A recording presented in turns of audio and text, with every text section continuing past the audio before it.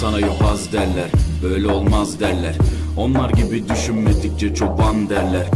Biz Müslümanız, düşüncemiz hüsnü zandır. Bak istediğin güçle saldır, biz Rabbe müptelayız. İşimde Allah, dilimde Allah, zikrimde Allah, fikrimde Allah, aklımda Allah, aşkımda Allah, aslımda Allah, kanımda Allah. Hasbi Rabbi Cellallah, ma fi kalbi gayrullah, Nur Muhammed sallallahu